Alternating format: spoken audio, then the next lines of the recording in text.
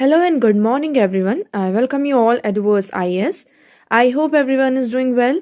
So, today is 6 January 2024, and we are going to discuss important news and articles from The Hindu newspaper. So, let's see what important news we got today to discuss. But before starting the video, for PDF join Telegram channel Eduverse IS. Link आपको description box में provided है. Make sure video को and तक देखें so that सारी important news आपकी यहाँ पर कवर हो.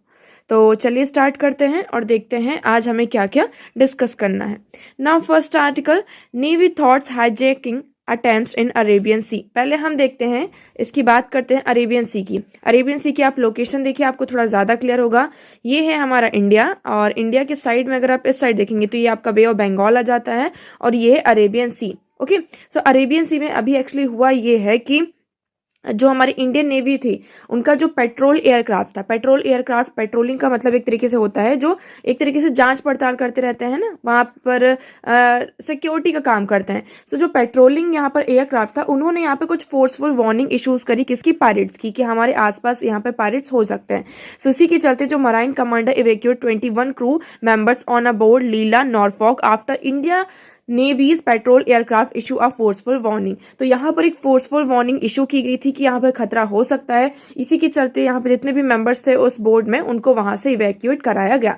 सो यहाँ पर 14 दिसंबर को आप देखेंगे, Malta flag vessel MV Ruen with an 18 member crew sent a may day message indicating boarding by about 6 unknown person around 700 nautical miles from the Indian coast. तो यहाँ पर 700 nautical miles तक, मतलब इंडियन का जो कोस्ट है, वहां पर हमें कुछ एक इंडिकेशन मिले हैं. अननोन पर्सन यहाँ पे हमें समझ में आया है 6 अननोन पर्सन. उसके बाद हमने ये देखा था कि ये जो हमारा MV है चैम प्लूटो, तो उसमें 21 इंडियंस और 1 वियतनामीज क्रू मेंबर्स से रिपोर्ट यहाँ पर की गई थी. So projectile attack around 217 nautical miles south west the Porbandar. तो पोर्ट जो हमारा साउथ वेस्ट है, पोरबंदर साइड से, वहां से ये था कि ये अगर हम वहां से अटैक होता है तो 217 नॉटिकल माइल्स तक का हमारा पड़ता है. सो अभी यहाँ पे सेफ और सारी चीजें सिक्योर हैं कि the cargo ship Lila Norfolk after the rescue prepares to move to the next port for call. तो यहाँ पर अभी ये कहा जा रहा है कि जो भी मतलब हमारा कार्गो शिप था, वो अभी पूरी तरीके से यहाँ पे सेफ है एंड सिक्योर है. अब देखिए अरेबियन सी की इसमें हम बात कर लेते हैं. अरेबियन सी हमारे लिए थोड़ा सा इंपॉर्टेंट हो जाता है, ये फ्रिक्वेंटली यहाँ पे न्यूज में रहा है. तो आपको ये पता होना चाहिए कि अरेबियन सी के आसपास कौन कौन सी कंट्रीज हैं. ओके, सो आपका यहाँ पे लक्षद्वीप भी आ जाता है, ये उसके बाद यहाँ पे मालदीव्स आ जाता है, सोमालिया यहाँ पर अभी न्यूज में है. ओके, ओमान, येमेन, पाकिस्तान का भी जो बॉर्डर है वो अरेबियन सी के साथ यहाँ पर लगता है. फिर धीरे धीरे हम यहाँ पर जाएंगे तो ये आपका पर्शियन गल्फ यहाँ से आ जाता है, और हम अरेबियन से ही यहाँ पे गल्फ ऑफ एडेंस, और गल्फ ऑफ एडेंस से मूव करते हैं तो आपका रेड सी, और रेड सी से बाद हम यहाँ पर बात करते हैं ये आपका यहाँ पे सुएज कनाल, और हम यहाँ पर आप आगे बढ़ते जाते हैं. तो इस यहाँ पर आपको क्या इंपॉर्टेंट हो जाता है, अरेबियन सी के जो आसपास कौन कौन सी कंट्रीज का बॉर्डर अरेबियन सी के साथ यहाँ पर लगता है. आप लोग एक बार कमेंट सेक्शन में कमेंट करके जरूर बताइएगा. ओके, चलिए मूव करते हैं, नेक्स्ट बात करते हैं. India's GDP estimated to grow by 7.3% NSO. यहाँ पर नेशनल स्टैटिकल ऑफिस जो है हमारा, उसका यहाँ पर डेटा आया है. उन्होंने ये कहा है कि इंडिया की जो GDP है वो एस्टिमेटेड है कि कितनी ग्रोथ होगी हमारी, 7.3% तक ग्रो होकर जाएगी. So India's economy is expected to grow 7.3% in the current physical year according to the first advance estimates release by the national statistical office. तो यहाँ पर जो फर्स्ट एडवांस NSO को द्वारा यहाँ पर रिलीज किया गया है, उसके अकॉर्डिंग ये बताया गया है कि इंडिया की जो इकोनॉमी है, it is expected to grow 7.3% in a current physical year. हमारा जो करंट फिजिकल ईयर है इसमें 7.3% यहाँ पर ग्रोथ होगी. सो अभी यहाँ पर जो रियल टाइम GDP की बात करते हैं तो ये एक्सपेक्टेड है कि 7.3% होगी. और उसके बाद जो है हम बात करें कि Recon the economy will outperform a 7% upstick recently projected by the Reserve Bank of India. Even जो हमारा RBI है, उन्होंने भी प्रोजेक्ट किया है कि इंडिया जो परफॉर्म करेगा तो हमारी जो परफॉर्मेंस होगी वो 7% तक यहाँ पर अपस्टिक जाएगी. ओके, सो अभी यहाँ पर interestingly the NSO expected the growth in gross value added in the economy to ease slightly from 7% in 2022 and 23 to 6.9% this year. वैसे यहाँ पर ये प्रोजेक्ट था हमारा जो GVA ग्रॉस वैल्यू एडेड होता है, इसमें जो ग्रोथ है इसमें एक्सपेक्टेड था कि हमारी कितनी होगी इस साल 6.9% ही होगी, लेकिन हमने थोड़ा सा स्लाइटली यहाँ पे हमें डिफरेंस देखने को मिला है. ओके, अभी भी यहाँ पर कुछ सिग्नल्स हो सकते हैं, जैसे कि आपको फूड इन्फ्लेशन देखने को मिल सकता है क्योंकि क्लाइमेट चेंज हो रहा है और जो हम अल-नीना और ला-नीनो की बात करते हैं तो इसके कारण हमें फूड में इन्फ्लेशन देखने को मिल सकता है. तो ये जो इन्फ्लेशन थोड़ी सी चीज़ें हो सकती हैं, बट जो हमारा जीडीपी का रेशियो है, अगर हम जीडीपी का बात करते हैं, ग्रोथ की बात करते हैं, so it is expected to grow by 7.3%. Okay, now next move करते हैं. सो नेक्स्ट मूव करने से पहले हम डिस्कस करते हैं हमारे कुछ questions.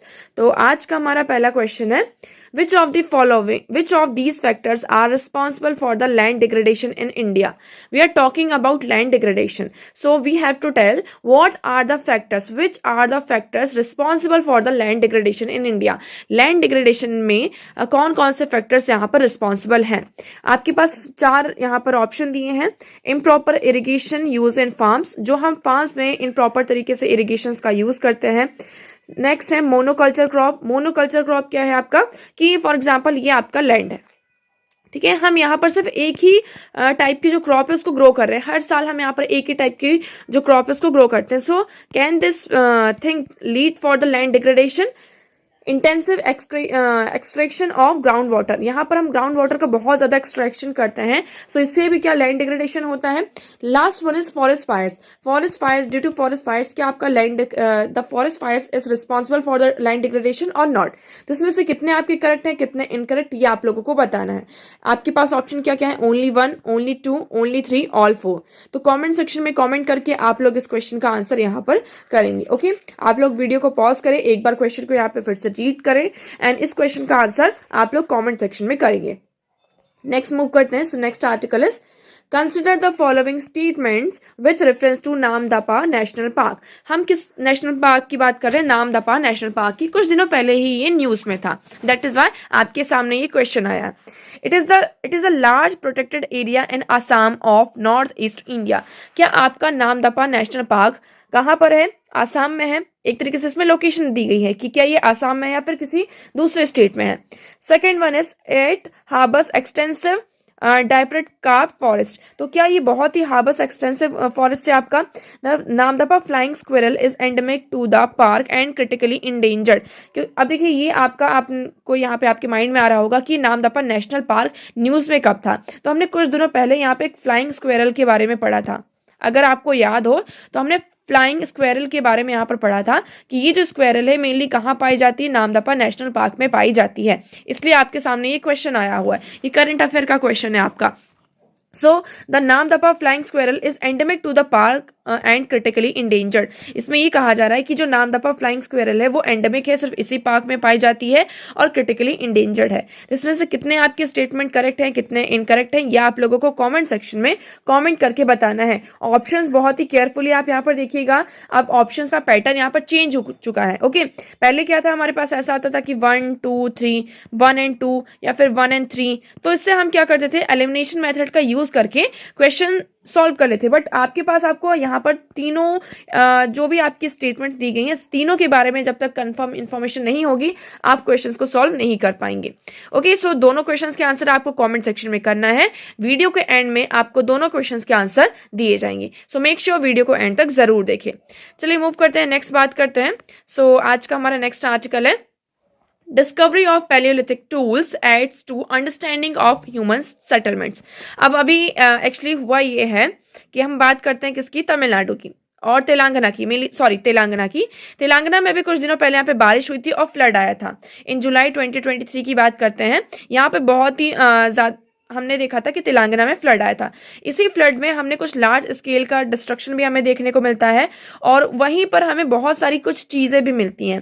So the recent flood in the Mulugu district of Telangana has lead a fresh discovery of Palaeolithic quartzite tools. तो यहाँ पर हमें ये जो फ्लड आया है इसके कारण एक फ्रेश डिस्कवरी हमें मिली, क्योंकि देखिए फ्लड से क्या होता है, जो पानी बहुत सारी चीज़ों को अपने साथ बहा कर ले जाता है और बहुत सारी चीज़ें जो होती हैं आपकी लैंड की वो अनकवर होने लगती हैं। सो इसी के चलते यहाँ पर डिस्कवरी हुई है और हमें कुछ क्या मिले हैं, पैलियोलिथिक क्वार्जाइट टूल्स यहाँ पर मिले हैं। अभी पैलियोलिथिक की बात करते हैं, ये कहा जाता है मतलब कि इसको हम अगर बात करें पैलियोलिथिक एज को हम ओल्ड स्टोन एज के नाम से भी जानते हैं और अर्ली स्टोन एज के नाम से जानते हैं। अगर इसकी डेट्स की बात करते हैं so it is 33 lakh years BC, मतलब कि आज से 33 ईयर्स लैग BC की अगर हम बिफोर क्राइस्ट एरा, अभी तो ये हमारा AD चल रहा है, फिर बिफोर मतलब AD BC से है, तो बहुत ही पुराना टाइम है। It has lasted for 10,000 years. ये कहा जाता है कि जो आपका अर्ली स्टोन एज था और ओल्ड स्टोन एज था वो मेनली 10,000 ईयर तक लास्ट हुआ था। इससे क्या होता है कि इस तरीके की जो डिस्कवरीज होती हैं उससे हमें ये एक अंडरस्टैंडिंग मिलती है कि लोग किस तरीके से यहाँ पर सेटल हो रहे थे। So the new discovery aids to understanding about human habitation in Telangana and central India. Central India की बात करें और हम तेलंगाना की बात करते हैं, हम यहाँ पे अगर इंडिया का मैप ड्रॉ करते हैं सो ये आपका हो जाता है इंडिया। ओके, ये कुछ इस तरीके से ये इंडिया है, तो ये आपका जो सेंट्रल पार्ट है इंडिया का और ये तेलंगाना ये वाला जो सदर्न पार्ट है। तो यहाँ पर जो ह्यूमन हैबिटेशन था उसकी अंडरस्टैंडिंग क्या करती है, जितनी भी डिस्कवरीज होती हैं उनकी अंडरस्टैंडिंग को हमें यहाँ पर क्लियर करती है कि हाउ उनका मेथड कैसा था। अब ये स्टोन का यूज़ क्यों करते थे, तो यहाँ पर मेनली ये किया जाता है कि we identify the tools based on chipping style. यहाँ पर जो उनकी चिपिंग स्टाइल है उस बेसिस पर हम आइडेंटिफाई कर पाते हैं कि ये जो पर्टिकुलर स्टोन है या फिर पर्टिकुलर थिंग है वो किस एज से बिलोंग करती है। सो इनका जो चिपिंग स्टाइल मतलब कि आप इन स्टोन्स को देखिए, आपको यहाँ पे क्लियर होगा कि किस तरीके से उन्होंने इसको कट पिट किया है, मतलब कि इसमें जो कटिंग की गई है उसको हम चिपिंग स्टाइल कहते हैं। Okay, so the material and the size of the tool also matter. Palaeolithic Hunter gathered use heavy quartzite and large tools. यहाँ पर अगर हम पैलियोलिथिक हंटर्स की बात करते हैं वो क्या करते थे, बहुत ही हैवी जो स्टोन्स होते थे उनसे वो क्या करते थे, बड़े बड़े टूल्स यहाँ पर बनाते थे। Even sometimes they also made axes, और ये भी डिस्कवर किए गए वर्ल्ड वाइड। इसका वो यूज़ किस लिए करते थे, जो वुड होता था आपका लकड़ी की कटिंग करने के लिए, और जो एनिमल्स थे उनको मारने के लिए किया जाता था, क्योंकि एनिमल्स को वो किल करके ही उनका फूड होता था उस टाइम पर। So the tool were use for cutting would and killing animal for food. तो ये यहाँ पर आई होप आपको क्लियर होगा। थोड़ी सी और चीज़ें हम देख लेते हैं यहाँ पर स्टोन एज के बारे में। सो stone age is a pre historic period. आप अगर हम हिस्ट्री की बात करते हैं तो एक आपका होता है प्री हिस्टोरिक पीरियड, फिर फोटो हिस्टोरिक पीरियड होता है। सो हम किसकी बात कर रहे हैं, द स्टोन एज क्या है, हमारा प्री हिस्टोरिक पीरियड है।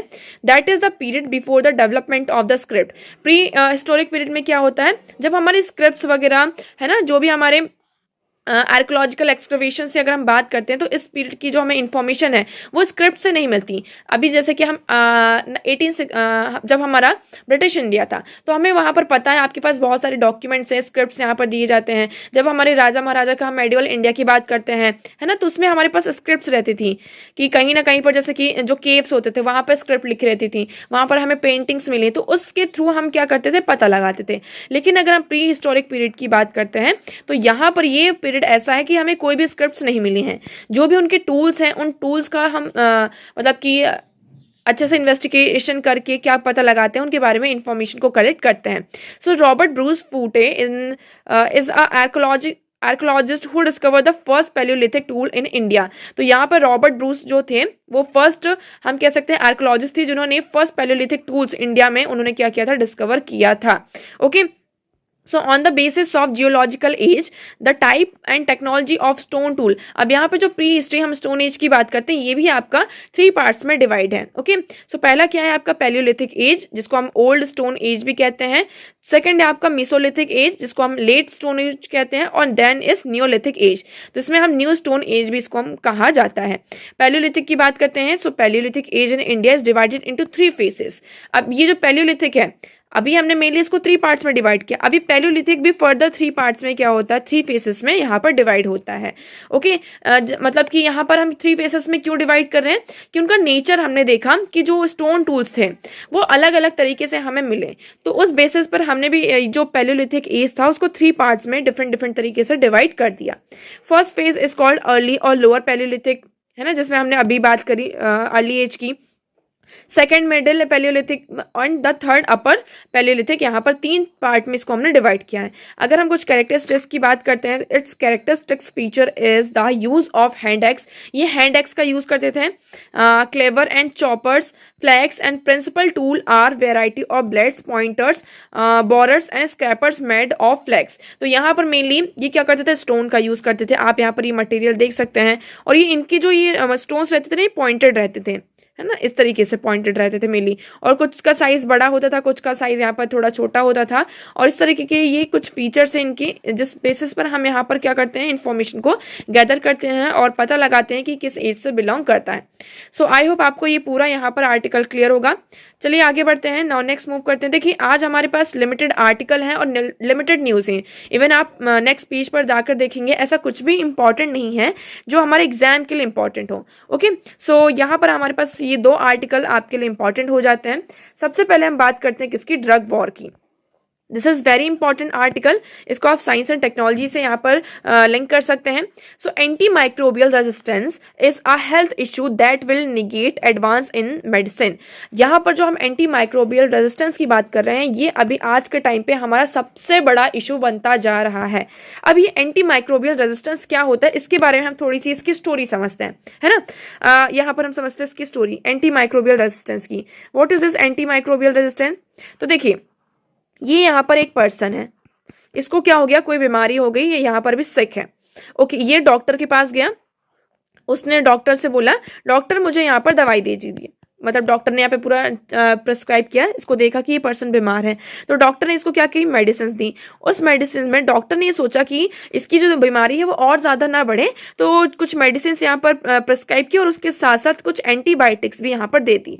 क्या किए, एंटीबायोटिक्स भी दे दिए, जिससे कि जो बीमारी है उसको हम क्या कर सके, प्रिवेंट कर सकें।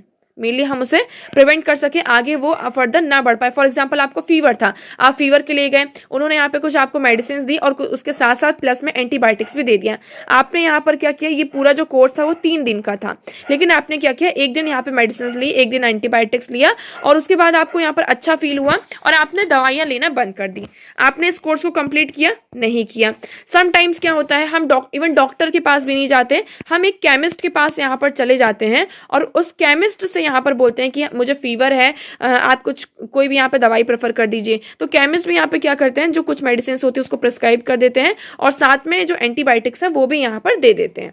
ठीक है, अब ये पर्सन क्या करते हैं कि जो एंटीबायोटिक्स है और जो भी यहाँ पे मेडिसिन का पूरा कोर्स है उसको कंप्लीट नहीं करते। अब देखिए, आपने एंटीबायोटिक्स यहाँ पर ले लिए, फॉर एग्जाम्पल आपने क्या किया, एंटीबायोटिक्स ले लिया, आपकी बॉडी में वो बैक्टीरिया यहाँ पर है, आपकी बॉडी में जो वो हम बैक्टीरिया की बात करें वो बैक्टीरिया यहाँ पर है।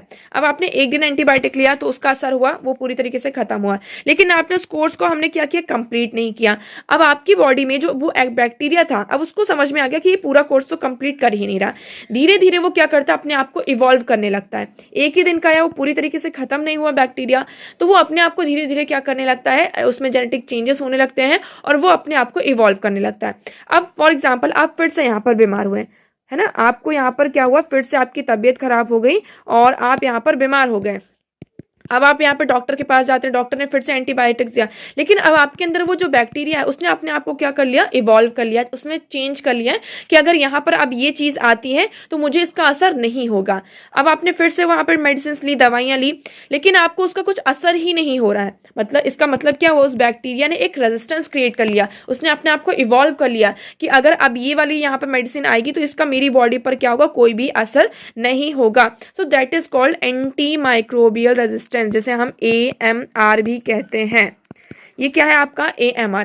आई होप आपको ये पूरी स्टोरी यहाँ पे क्लियर होगी कि हमने क्या किया, कोई भी कोर्स था उसको पूरा कंप्लीट नहीं किया। इससे क्या होता है, हमारी बॉडी में जो वायरस बैक्टीरिया थे उन्होंने अपने आप को इवॉल्व किया। इवॉल्व करने से क्या हुआ कि जो भी हमने यहाँ पे कोर्स इनकम्प्लीट किया था, और डॉक्टर्स आजकल फ्रिक्वेंटली क्या कर रहे हैं, एंटीबायोटिक्स को यहाँ पर प्रिस्क्राइब कर रहे हैं, जिससे कि क्या हो सके कि जो डिसीज है, कोई भी यहाँ पर थोड़ी बहुत भी जो सिकनेस है उसको वो प्रिवेंट कर सके, आगे वो ज़्यादा ना बढ़ पाए। फीवर भी आ रहा है तो यहाँ पर एंटीबायोटिक्स दे देते हैं कि अब आपको फर्दर फीवर ना आए। तो इससे यहाँ पर क्या होने लगा, जो वायरस और बैक्टीरिया थे उसने अपने आप को इवॉल्व किया और एक बॉडी में एक रेजिस्टेंस को क्रिएट कर दिया। ये पूरा इशू हुआ। ठीक है, अब हम इस आर्टिकल में आते हैं। तो अभी ये जो है कि बात करते किसकी, even turn out to be counterproductive in the case of photolytic use of antibiotics the resultant antimicrobial resistance will be deadly. तो यहाँ पर हमारी बॉडी में जो एंटी माइक्रोबियल रेजिस्टेंस क्रिएट हो रहा है ये डेडली भी हो सकता है। ओके, सो अभी यहाँ पर बात करते हैं। सो माइनर इलेक्ट्रिक्स की issue that have flagged bye experts for over 70% of the patients in tertiary care hospitals across 15 states and 2 union territories were prescribe antibiotics. यहाँ पर जितने भी पेशेंट्स हैं सबको यहाँ पर क्या किया जा रहा है, 70% ऑफ पेशेंट्स को यहाँ पर एंटीबायोटिक्स प्रिस्क्राइब किया जा रहा है। 50% ऑफ एंटीबायोटिक प्रिस्क्राइब है पोटेंशियल टू कॉज AMRA। और इस 70% एंटीबायोटिक्स में से अगर हम 50% की बात करते हैं तो उनमें यहाँ पर कैपेसिटी है कि वो क्या कर सकते हैं, AMR को यहाँ पर क्रिएट कर सकते हैं, है ना। AMR को यहाँ पर उनका पोटेंशियल है कि they can cause AMR, anti microbial resistance यहाँ पर क्रिएट कर सकते हैं। So it is very crucial. यहाँ पर हमारे सामने डेटा आया है WHO का कि 2019 में, हम 2019 की बात कर रहे हैं, 2019 में 1.27 मिलियन यहाँ पे जो डेथ्स हुई हैं वो किसके कारण हुई हैं, इस एंटी माइक्रोबियल रेजिस्टेंस के कारण हुई है। और अगर हमने अभी इसमें फर्दर कोई स्टेप्स नहीं लिए तो it can lead to 4.95 million. यहाँ पर आप देख सकते हैं कि जो डेथ्स होंगी वो किसके कारण होंगी, AMRA के कारण होंगी।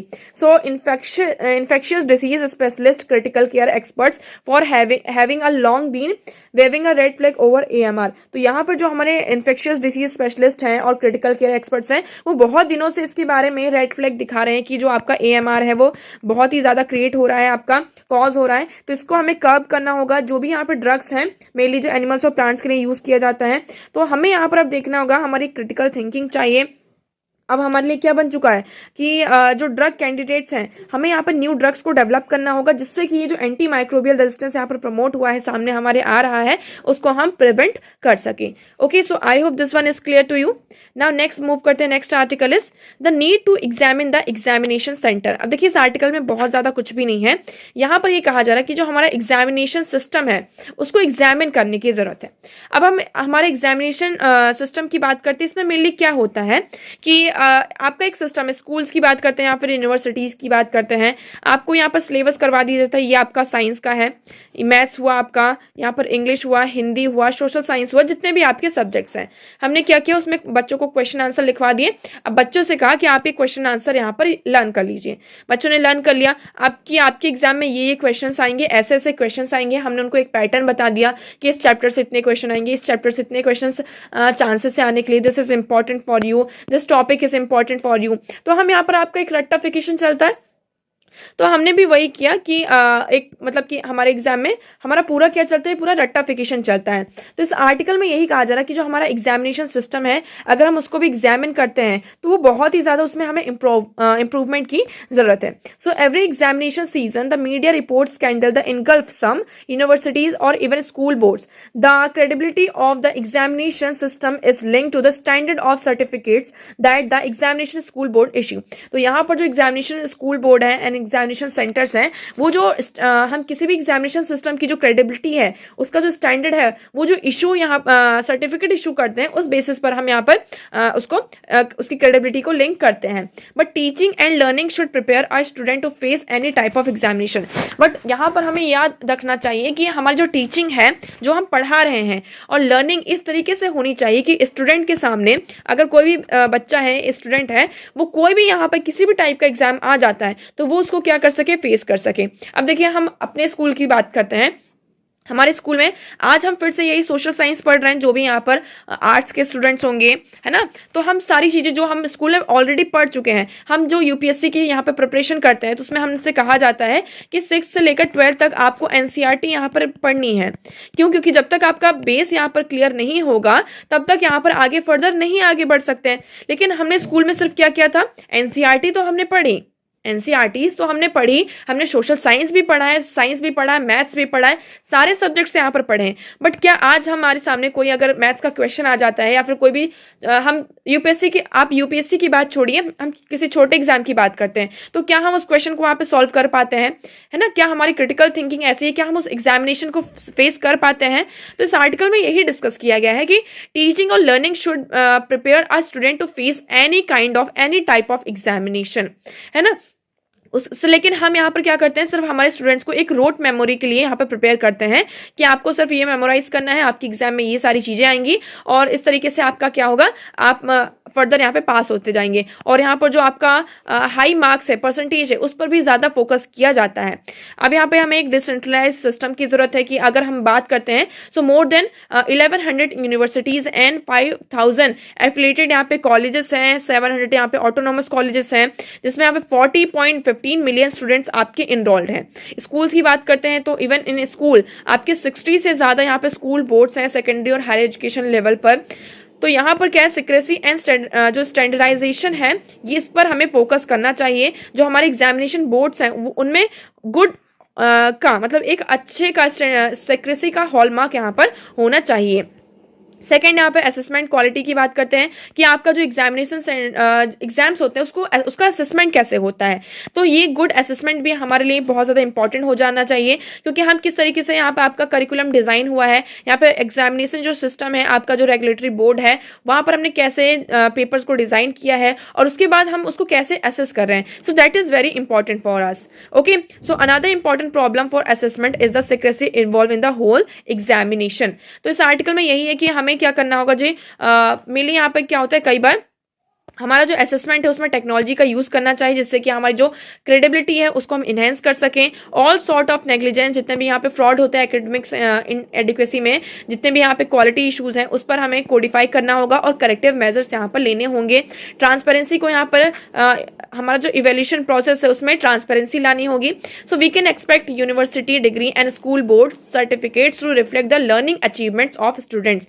तो हम यहाँ पे यूनिवर्सिटी जो है हमारी और स्कूल बोर्ड्स हैं, उनसे हम लर्निंग अचीवमेंट्स को क्या कर सकते हैं, उनके जो सर्टिफिकेट्स हैं उससे अचीव होना चाहिए कि अगर वो सर्टिफिकेट हमारे स्कूल का कहीं शो करते हैं तो उसकी क्रेडिबिलिटी हो, है ना, हम किसी भी चीज को वहां पर फेस कर पाए। Okay, so I hope this one is clear to you. तो ये सिर्फ एक जनरल सा एनालिसिस था।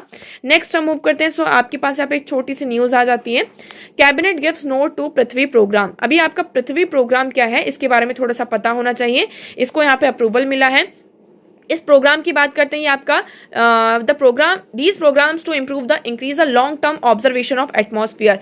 ये प्रोग्राम क्या है, इसमें हमारा लॉन्ग टर्म जो ऑब्जर्वेशन है ओशन का, एटमॉस्फेयर का, आपका जो जियोस्फीयर है, क्रायोस्फीयर है, solid earth to track changing in the planet, development model of understanding predict weather, ocean and climate जो हजार्ड है। तो इन सारी चीज़ों को प्रिडिक्ट करने के लिए, इसकी एक प्रॉपर अंडरस्टैंडिंग के लिए, उसको इम्प्रूव करने के लिए, लॉन्ग टर्म ऑब्जर्वेशन के लिए we have bring a national Prithvi programme. तो ये आपका पृथ्वी प्रोग्राम है। यहाँ पे जो लॉन्ग टर्म यहाँ पे हैरेसमेंट हुआ है हमारी अर्थ के साथ, है ना, तो यहाँ पर अर्थ का जो सिस्टम है उसमें इंसाइट और नॉलेज को ट्रांसलेट करना, तो ये इस प्रोग्राम का मेनली पार्ट है। सैटेलाइट फॉर मॉरिशस, यहाँ पे जो कैबिनेट ने साथ में इस एग्रीमेंट के साथ इंडियन स्पेस रिसर्च ऑर्गेनाइजेशन और मॉरिशस रिसर्च इनोवेटिव काउंसिल ने जॉइंटली यहाँ पर स्मॉल सैटेलाइट को यहाँ पर क्या किया है, आपका अप्रूवल यहाँ पर इस एग्रीमेंट को मिला है।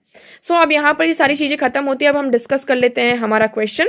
तो आज का हमारा पहला क्वेश्चन था, okay, so where is the question, ये आपका क्वेश्चन है। Okay, so which of these factors are responsible for the land degradation in India. So all four, आपका डी ऑप्शन, ये चारों जो है आपका इम्प्रॉपर जो इरिगेशन हो रहा है, मोनोकल्चर यहाँ पे जो क्रॉप है, इंटेंसिव जो यहाँ पर ग्राउंड वाटर का एक्सक्रेशन हो रहा है, and forest fires, these all the factors are responsible for the land degradation in India.